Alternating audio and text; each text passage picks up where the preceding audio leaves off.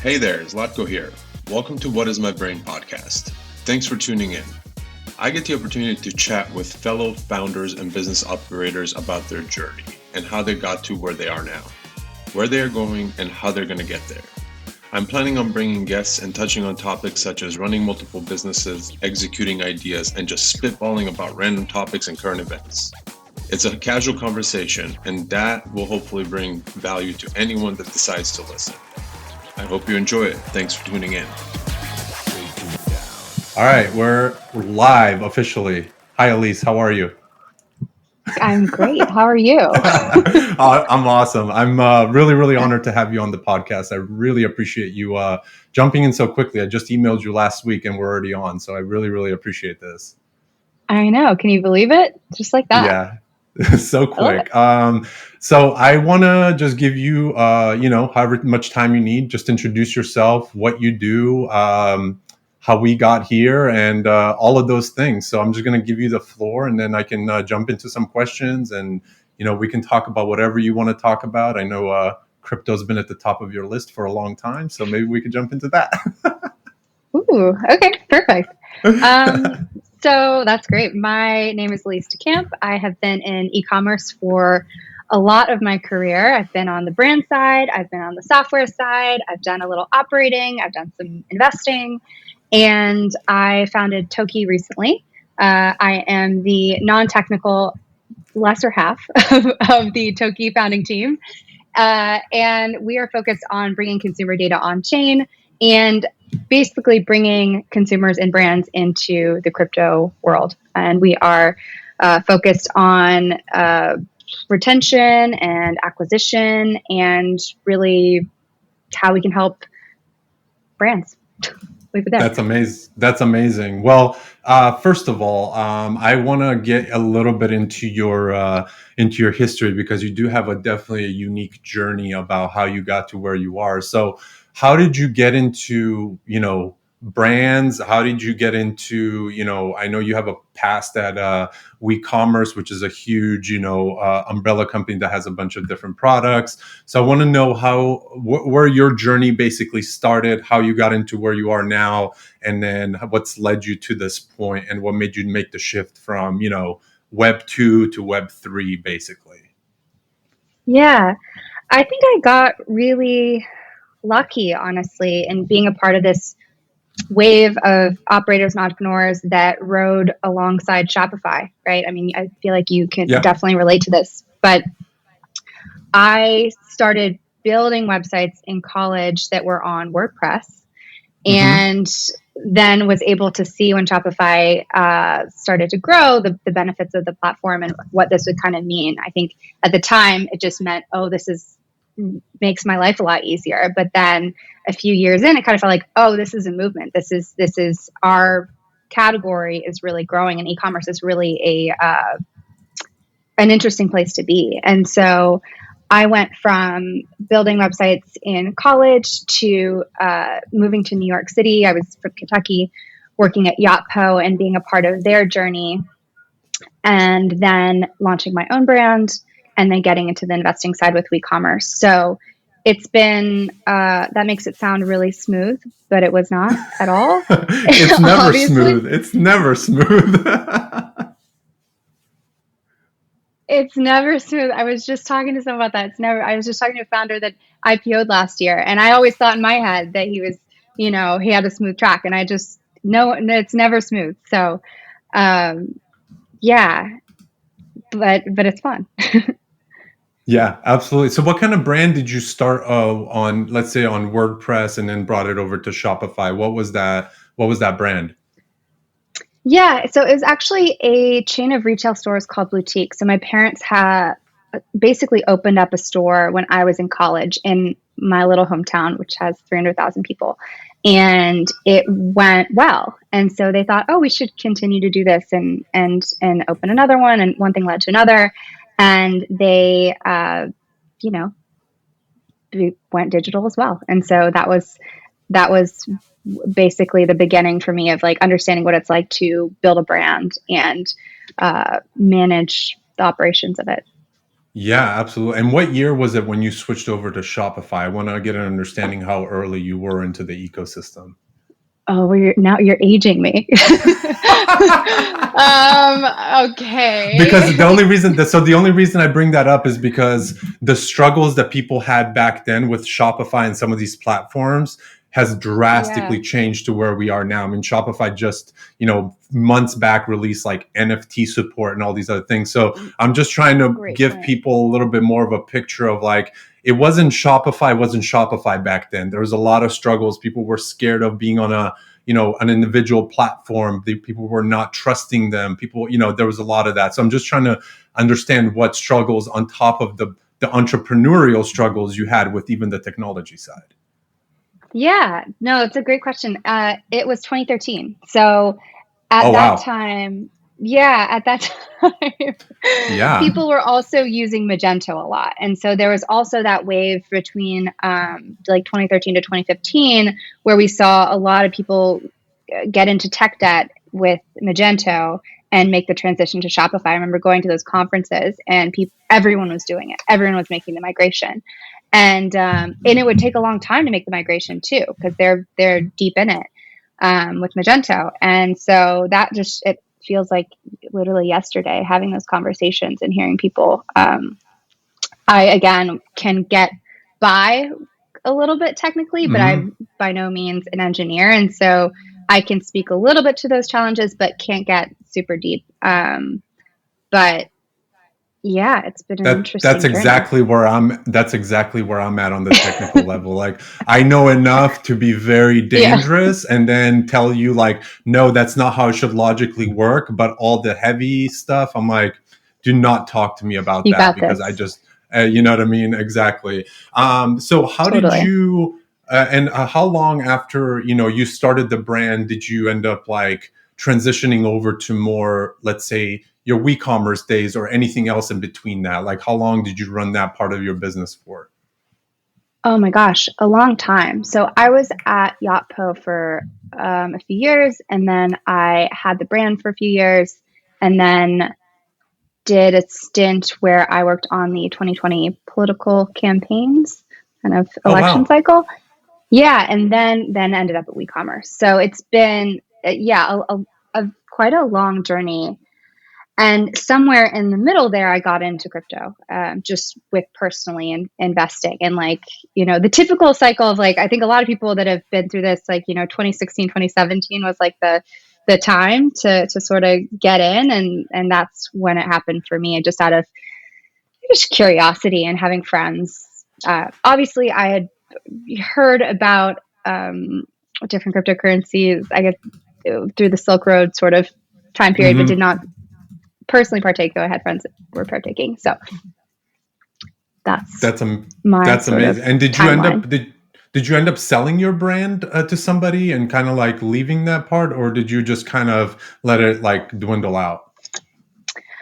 I did. It was not like a glory filled experience, right? I think that Right. there's glory, and then there is like making a decision, and it was definitely like I'm making a decision where I have two different paths in the road. I could try my hardest to raise money for this thing and sort of have a little bit more comfort in this growth sort of cycle, or I could, look for an exit. And I was approached by a company that really was admirable to me. It was like what I wanted my brand to look like 20 years down the road.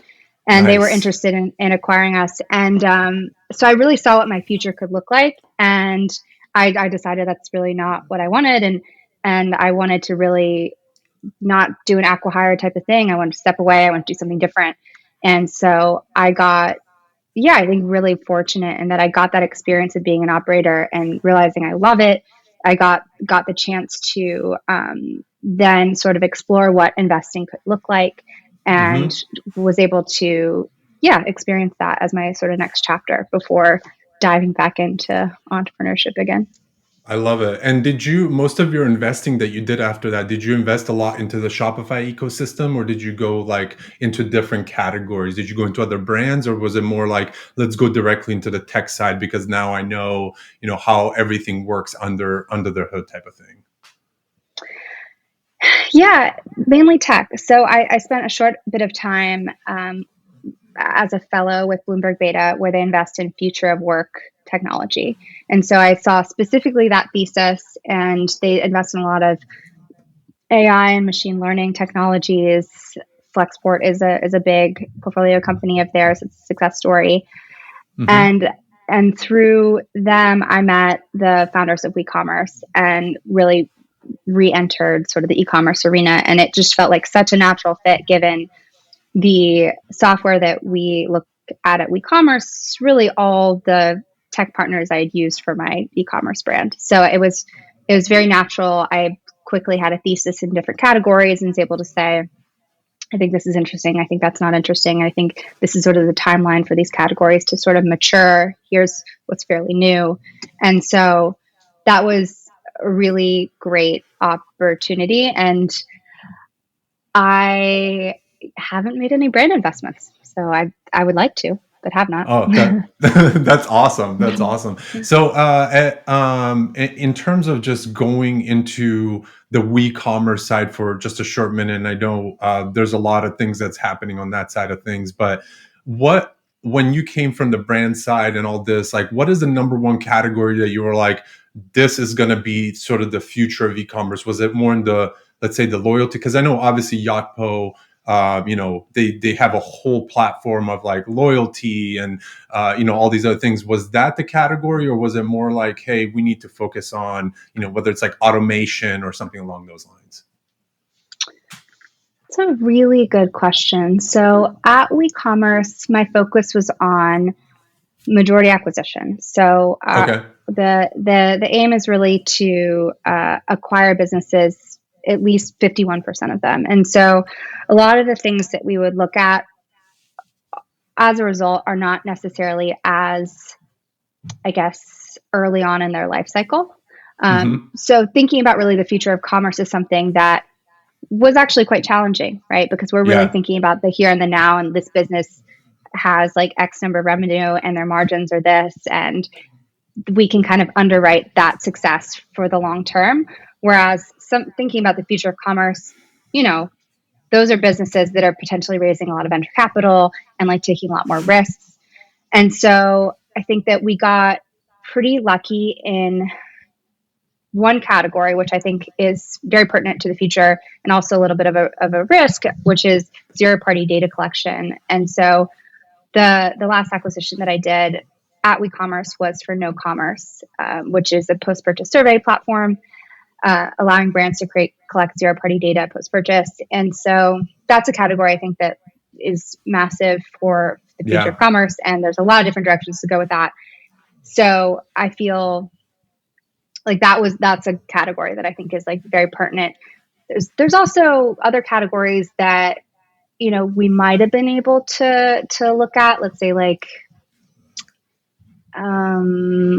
live shopping, social commerce, things like Yeah. that. Yeah. Yeah. Yeah. Probably would be a Yeah. category that could potentially like skirt both sides of that coin.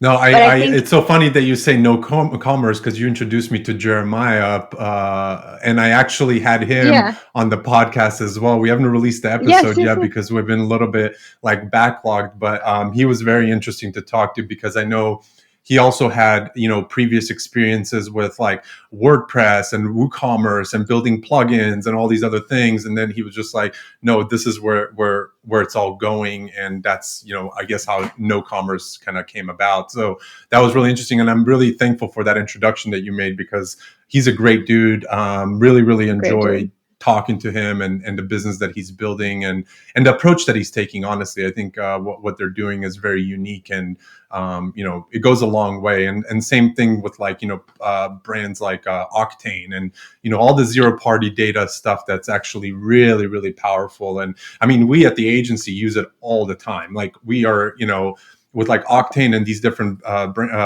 companies, like these are becoming the revenue drivers for a lot of the brands that we're using. And so that's been super powerful. How big was your team that you kind of managed or were part of, like during those acquisition days, like during WeCommerce and stuff like that? Were you guys a big team, or was it just basically you and then whoever else wanted to join?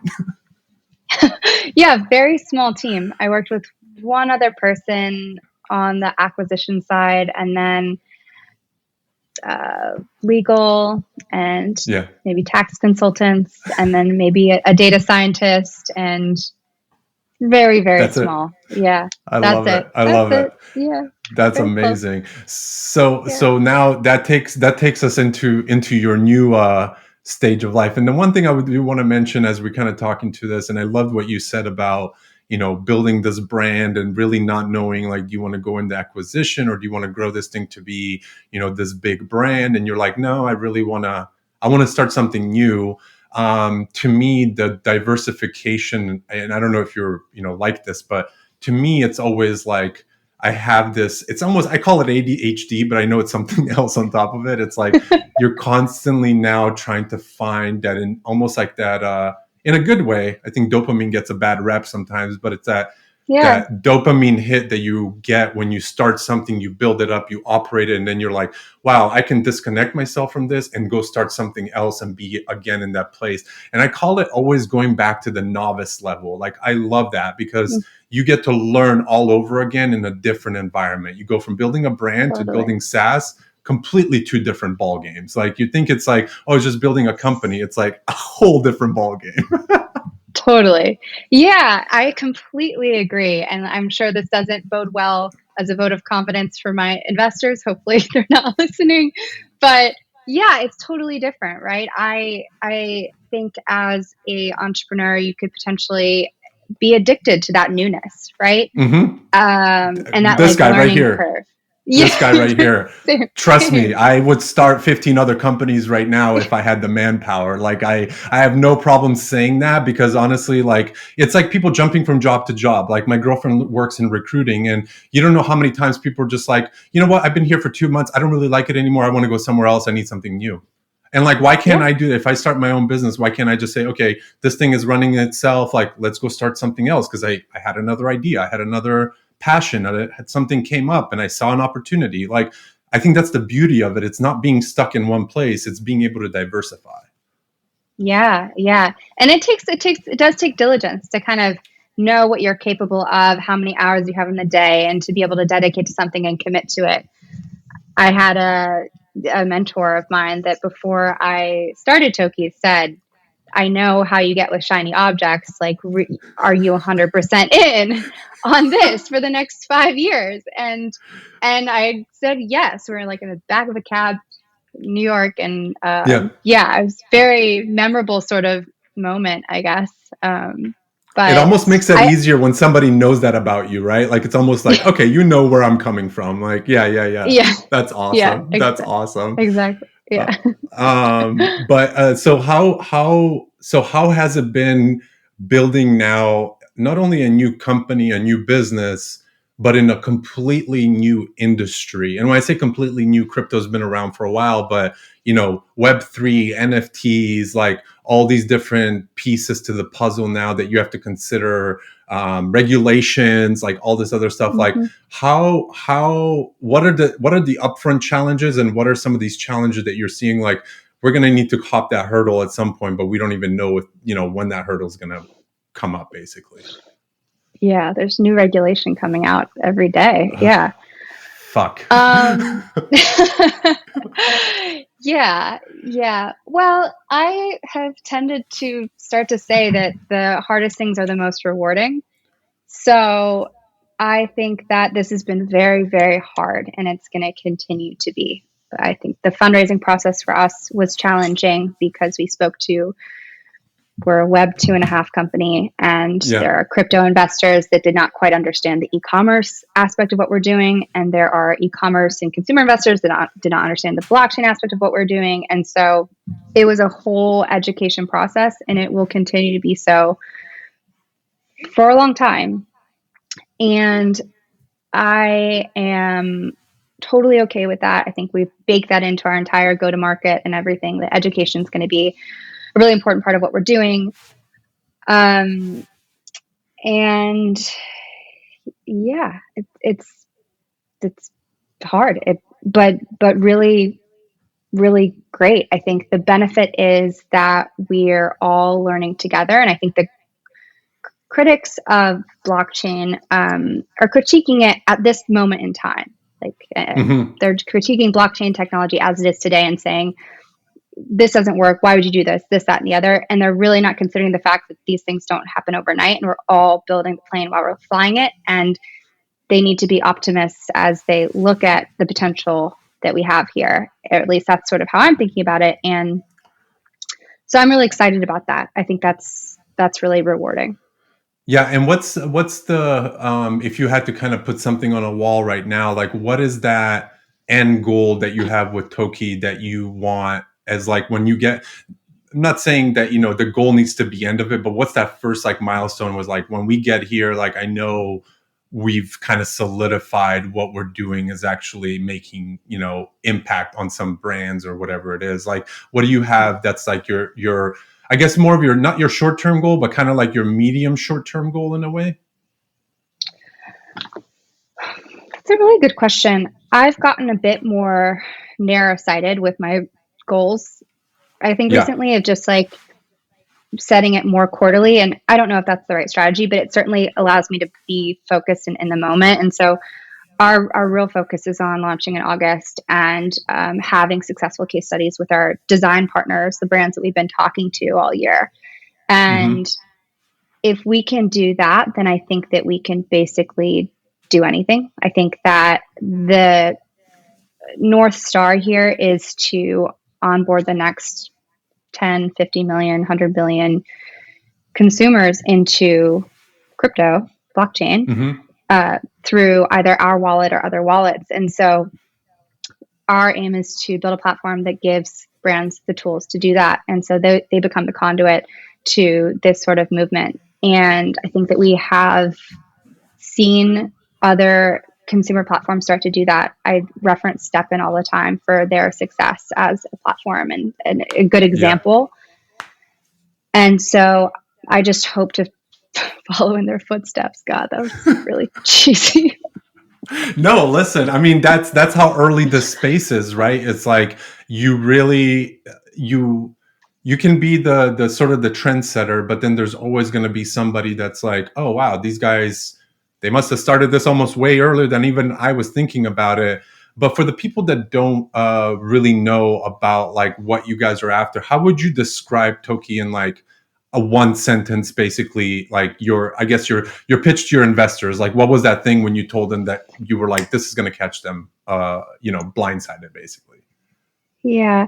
Well, right now, as we sell to brands, the entry point for us is white label loyalty. So loyalty as a Hmm. category has struggled in the e-commerce space. And so we are entering that with a platform that is global loyalty. So it's easier login for consumers. It connects more activities than a normal loyalty platform would. So you can get into all kinds of different incentive structures with affiliates or consumers based on whatever they're doing on site or in stores. And then consumer facing, it's just a much more enjoyable gamified sort of experience where you have a wallet, you have a mobile app and Chrome extension as your wallet. And the loyalty tokens that you're getting from these brands, you can give to your friends, you can convert, you can get cash back for. So it's differentiated from what we've typically seen in these one-to-one loyalty platforms for e-commerce brands in the Shopify ecosystem. And that was much longer than a sentence. That was perfect. That was perfect. We're gonna take that clip and Sorry. we're gonna make, no, no, no. That was perfect. And okay, so here's a quick backstory because I'm so happy that you brought that up. In 2000, I want to say 2014, I consulted for a company that was trying to tackle very similar kind of issue on their end, but they were trying to go after something like the airline. So if I'm at a hotel and I acquire points, I want to use it for airplane or airline tickets, or I want to use it for a restaurant in that city or whatever that was. So it was actually, the company ended up getting rebranded to be called Loyal, Loyyal. I don't know what they're doing now. I think they're still around and they're doing a lot of consulting.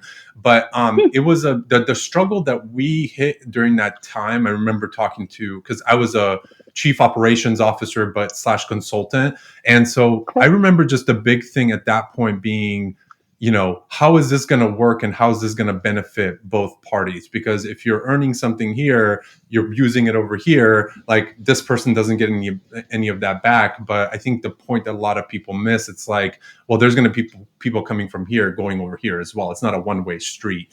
And so that's really interesting, because I think on the brand level, like let's use Yotpo for the sake of the conversation. It's like, if I have my Yotpo rewards points on brand A, but I as the consumer want to shop on brand B, like this is stuck here and this is stuck here, even though it's the same platform, I don't get to use them, going across the different brands. And so for me, that's always been kind of a big issue, because you're kind of stuck, like you said. So I'm really, really curious on how has your acquisition on the partner side for that network effect to happen? How's that been, and what are some of those pieces that people are just like, kind of giving you pushback on? I guess is my really long question. Yeah, I had seen them before, Loyal, and I can't remember if it was through you or through someone else, but I think it's a really good question. I mean, we are right now selling directly to brands one by one, Yeah. and Okay. maybe that's not the right path forward, right? There's a lot of different ways to build a network for loyalty. Lolly is another example of like a affiliate business model, which is Mm-hmm. interesting and a reference point a lot of people talk about. So I think that's an open-ended question. We also get questions about if it's a negative, if it's a negative for the brands that we are a network. And the second sort of feature set within Toki is cross-brand acquisition. So this is something that is very important to our platform, but it's not something that we are actively pitching as part of that one sentence right now, because it has value when we are a network. And right now we're not an open network. So Right. how I think about it is acquisition is terrible. We all know that. Like, your typical paid advertising channels right now are not panning out for you. And so all brands are looking for other ways to acquire new customers. And the example that has worked in cross brand acquisition so far is the category of Disco, Canal, and Caro, right? So it's that marketplace style cross brand acquisition. Mm-hmm. So we're kind of taking a bit of like a page out of that playbook and thinking about, if we are a network of brands, a bunch of brands join Toki, and consumers have a wallet where all of their loyalty tokens live from all the brands in our network, Nike, Everlane, whatever. Mm-hmm. Can that be an opportunity for cross-brand acquisition? So how I think this works and how this works on our platform is that you as a brand could set up a rule and say, whenever anyone comes to my website and they have these tokens in their wallet, I want to show them a personalized discount or a personalized experience that aligns with that sort of background. So it would technically be like, if I were Nike and I see someone that has Everlane tokens in their wallet, I want to show them a 20% discount after they spend 1 minute on site or something like that, because Okay. that is a high quality customer that I want to acquire. And I think that we will, because we have like-minded brands. So that becomes then this sort of like acquisition rule that you could have ongoing. And Mm. so that's kind of a benefit to being in a network, is having access to that consumer data that you might not readily have. You may not know where someone else is shopping otherwise. So Yeah. the wallet becomes technically like the cookie in this sort of Yeah. scenario. So Yeah. No, that's amazing. That's amazing. And how long has this idea been brewing in your head before you actually went into executing it? forever. It was like last September. It Oh feels like wow. so. Yeah, Yeah. yeah. But that's only what, been like 7 months, I eight know. months? I know, but we didn't start developing till recently, and so yeah, it's like I think it's a good thing. I was just talking to someone about this. Like, it is back to like the shiny object thing. It's really good to like think about something for a long time, to talk to a lot of people about it Yeah. before committing and saying this is really one I want to spend a lot of time on. Yeah, no, I love that. And how big is the team now currently? How have you guys expanded since you started? We will be 7, I guess, technically next week. Is that right? Wow. Yeah. Wow. Congratulations. That's awesome. And Thanks. is it mostly engineering right now, or is it marketing, or what is the heavy lift there? It is mainly engineering. It is 3 Oh, engineering, 1 product designer, my co-founder, 1 partnerships, marketing, sales, CX, jack of all trades person, and then myself. oh, that's amazing. That's amazing. Well, I'm really really pumped to see the experience, because I know the biggest thing for a lot of the, I love that you called it like a web 2.5 rather than like a web 3 or web 2, because I think there is a level of like, even companies like, let's say, Coinbase or whatever, like they've went through this whole cycle of like, how do we make this the norm, how do we appeal to people rather than having people appeal to us, type of thing. And that's always, I feel like, going to be a struggle for a lot of companies, to kind of maneuver in that space, because people are simply just, I want to whip out my card and pay for it, and I don't want to log into 15 different places and find this and all this other stuff.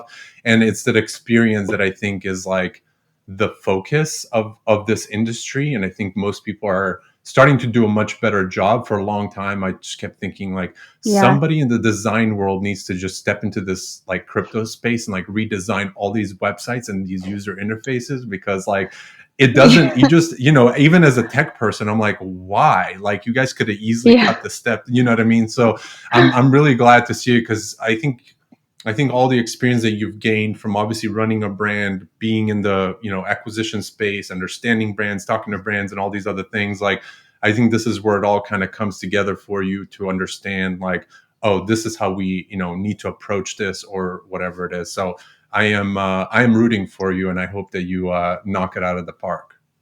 Oh, thank you. Thank you. Vice versa. Yeah, I think this is the next wave. A lot of people coming from Web 2, a lot of people coming from Web 3, meeting in the middle and like Yeah. building real use cases, I hope.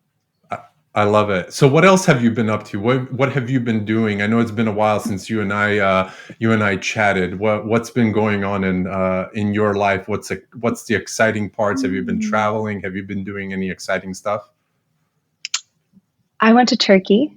I don't know if have we talked about Ooh, that? no, we Yeah. haven't. We haven't. That's amazing. How was that? Yeah. Amazing. It was so cool. I would definitely go back. It was beautiful. I went to let's see, Istanbul, Troy, Cappadocia, and got to meet actually someone from our team, which is because we're fully remote. Everyone's all over the place. So it was a really amazing experience, and I would definitely go back. Highly recommend it. Oh yeah, my one of our designers is from or actually two of our designers are from Turkey, and Oh, they keep saying like, we need to have our company retreat over there and all these other things, and it's just like, it sounds like an amazing place. I've never been, unfortunately, but yeah. yeah, it must be full of design talent.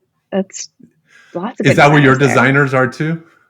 He's like half the time. Yeah, Oh yeah, yeah, it's something's so going over cool. there. There's some sort of talent pool of designers over there. Totally, totally. Yeah, and he talks about us having an office there all the time, which I'm not opposed to. Yeah, absolutely. So how's the transition been for you now? Like, after these past couple years, everyone being on lockdown, traveling again. Like, did you get to meet a lot of your team already? Are you guys just been kind of Zooming and different things like that? Or how's been the sort of the culture building part of it? Because I know that's obviously very important at these beginning stages. Like, how have you been able to manage that part of it? You know, it's been hard. Like, I think that we continue to have work to do on it.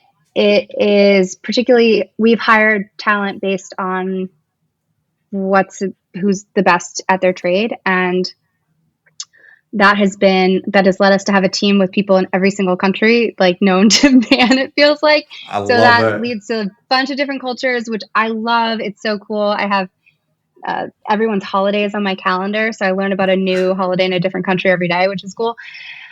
But That's really it cool, makes it actually. really I love that. I love that. I feel like I need to do that because all of our team is pretty much like all over the place too. That's a really good idea. I'm so glad you said that. otherwise I wouldn't know. I'd be like, well, we have a daily stand up at 6 a.m. Eastern Standard Time. And so, really rough. Still getting used to it. But that's what works for everyone. That's when we can all meet. That makes sense.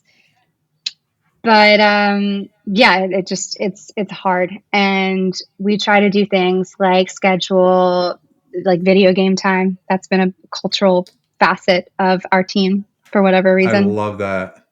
I Yeah. love that. That's amazing. That's amazing. So so you said you guys were launching in August. Like, what is that looking like? How many potential brands are you launching with? Like, where does that all kind of fall into place? And are you hiring more people on before and after the launch? I guess. Yeah, so I think we'll probably end up doing the launch with around 15 brands. Um, and that will be, I guess it'll be like a closed launch. I think we will open things up officially in October. And until that, really be bringing new brands on just one by one, sort of a little bit hand holding, not exactly like Yeah. open on the app store. Team wise, we have been doing some interviews, taking some applicants, but we're being very cautious in this market. We're not really actively um, doing a ton of hiring, but I think Yeah. we really do want to bring on really great people and build a really great team. So, kind of depends. Yeah, yeah. And can you talk about how much, and if you can, it's okay, how much funding you guys have raised and how much you're planning on raising, like after maybe the launch? Yeah, absolutely. We raised $2 million in a Okay. safe, and so that closed a while ago. I guess, potentially will announce it on this podcast if our press release doesn't come out in time. We're planning on doing a press release. Exclusive, everybody, Yeah, exclusive, exclusive. you heard it here first.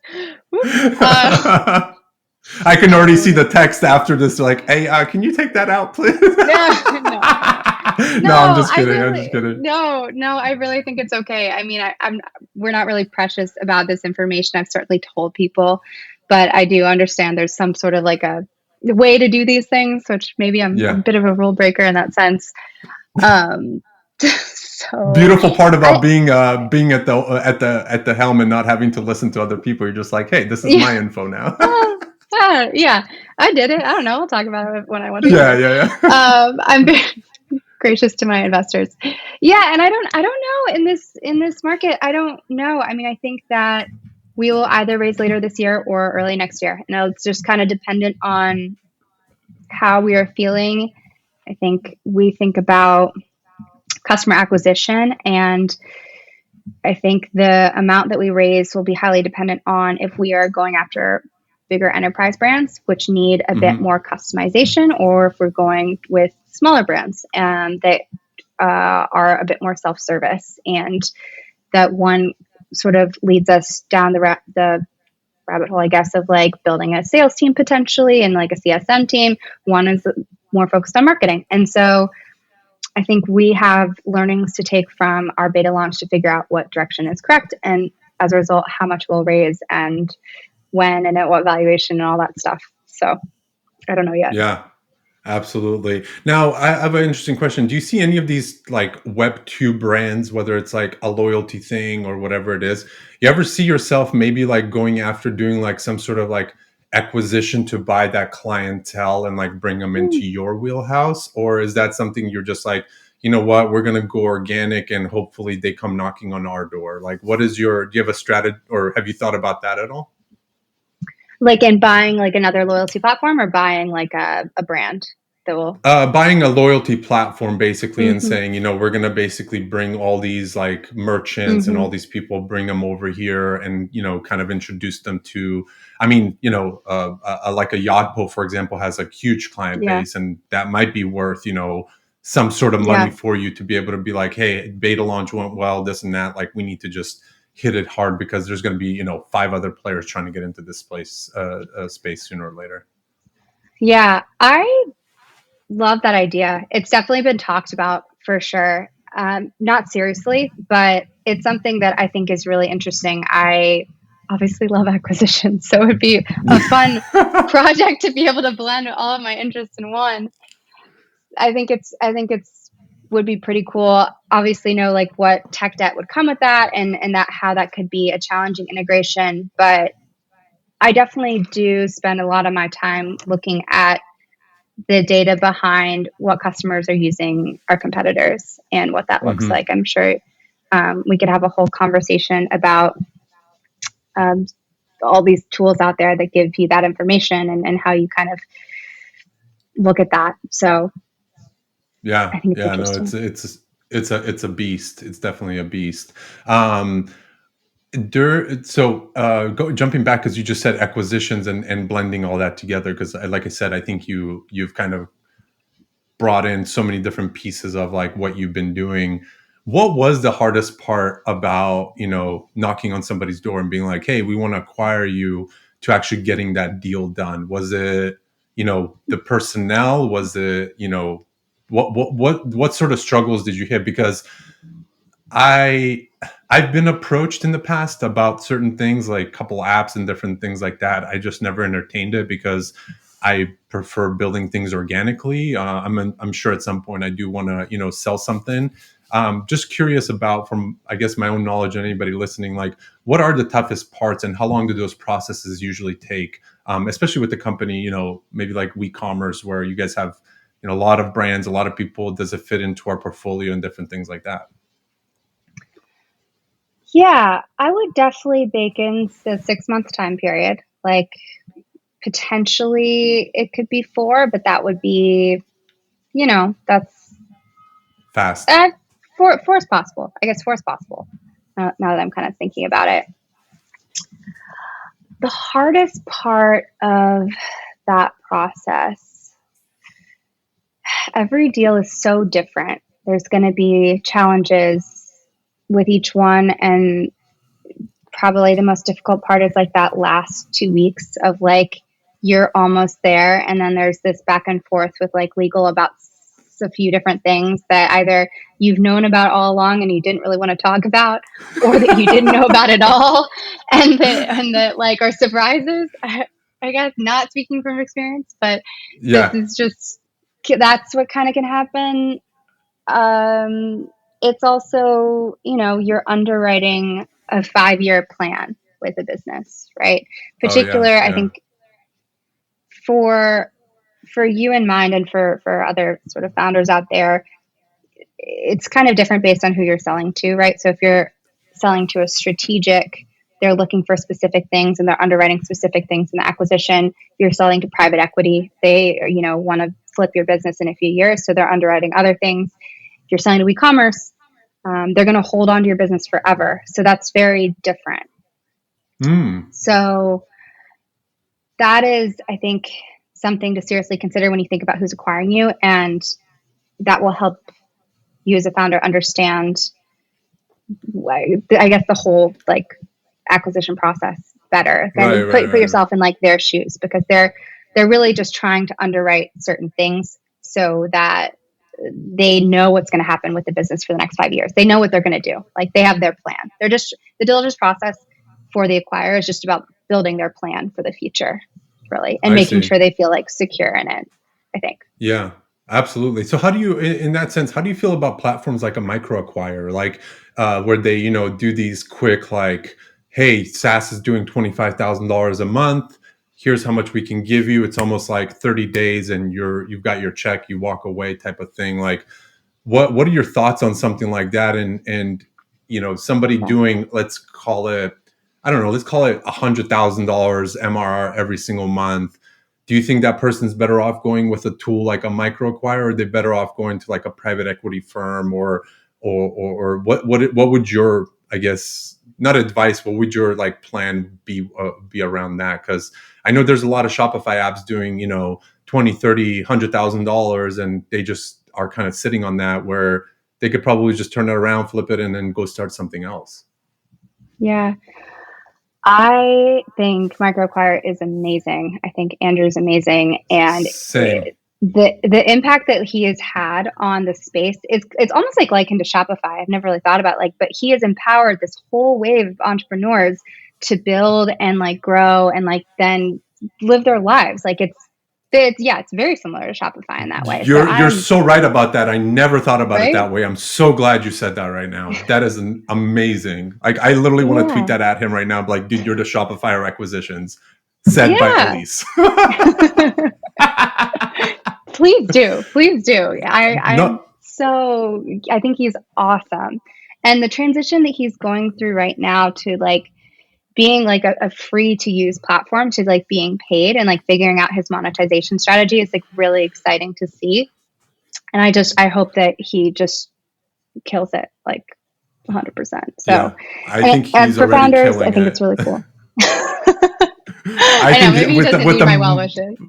yeah, no, he is. I from at least what I see, again, the picture inside and out is completely different sometimes. But I mean, just even his like marketing approach about putting people's Yeah. tweets in like New Times Square and just Yeah. getting creative. Like, it just, you know what it is? Like, when I see something like that, and then I take like a private equity firm and all these other things, it's like I just see that guy having fun. Like, he just, like, I had a Yeah. couple acquisitions. I don't need the money, but like, I just Yeah. want to help people and I want to fucking have fun with it. And I want others Yeah. who are winning to have more fun than I'm already having. Like, and that Totally. to me, like, I love it. I absolutely like it.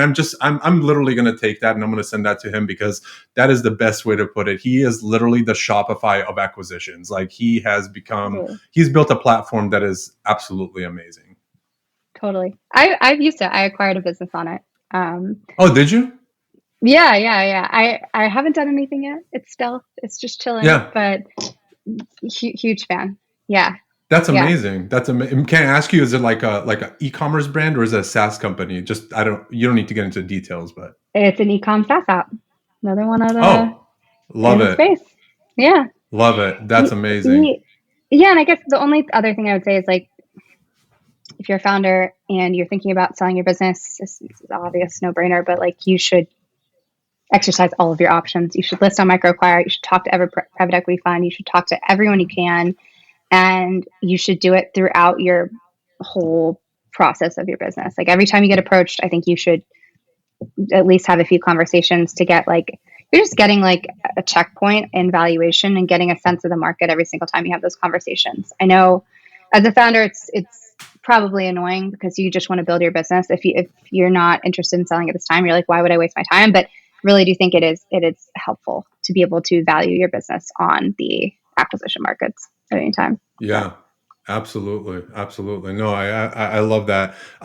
So let me ask you, what is one message for a founder, since you've been in so many different roles that encompasses this? Like, what is one thing you would tell somebody that, let's say, is starting their first or second company? Let's say the first company. Let's make it easy. What advice would you give somebody in terms of, let's call it a SaaS company, or brand, or whatever it is? What advice would you give somebody from your perspective of what you've seen and how to approach building and possibly getting acquired down the road? Like, how do people plan for that? And because I'll be honest, I've never planned for any of my businesses to get acquired. I've always been more mm-hmm, in the role of, like, I like the diversified view. I know there's people mm-hmm. out there building businesses to be acquired. So I'd love to hear kind of your thoughts on what that recommendation would be to founders. It's probably to be, I think there's planning towards the idea. And my advice there is don't leave your job until you know, have a semblance of what your fundraising is going to be like and who your first 10 customers are going to be. I think that you should plan as much as you can for that first year, I guess.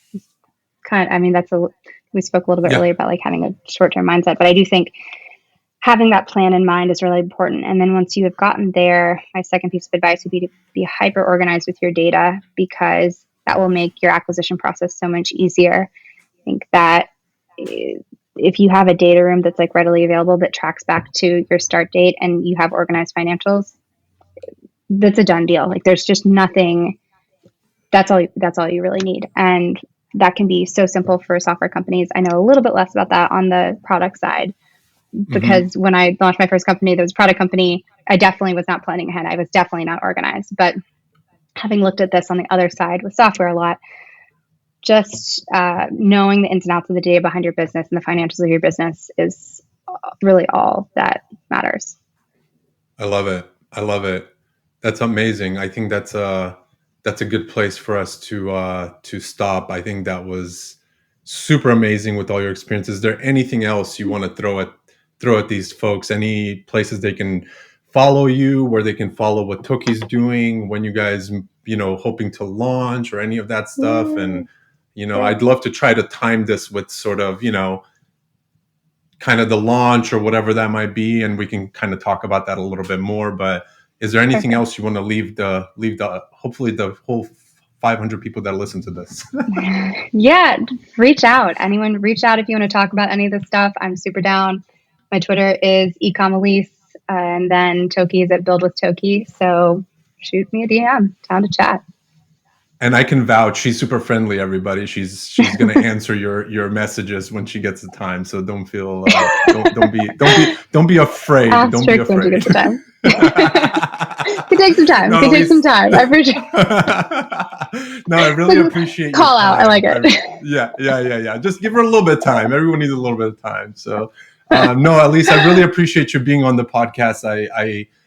Like I said, it's my honor to have you here. And if you ever want to jump on, want to bring your co-founder, anything along those lines, just shoot me a message and we can make it happen anytime. So I really appreciate you, and thank you for dropping all this knowledge. And I hope people, get some info about this, whether they're starting a business or running a business or trying to acquire a business, whatever that is. I think there's a lot of good gems in this conversation. So I just want to say thank you. Thank you. Thank you so much. It's so much fun to talk to you every time. So this is great. Really We appreciate always it. have a great time, don't we? Yeah. Yeah, I know. Just feels like another combo. I love it. I love it. Awesome. Thank you, Elise. I appreciate it. Bye. Well, you made it to the end of the episode. Thank you so much for tuning into What is My Brain podcast. I hope you enjoyed it, and I hope you got some value out of it. Make sure you hit the subscribe button or the follow button to get notified when new episodes are live. I'm out. Thank you.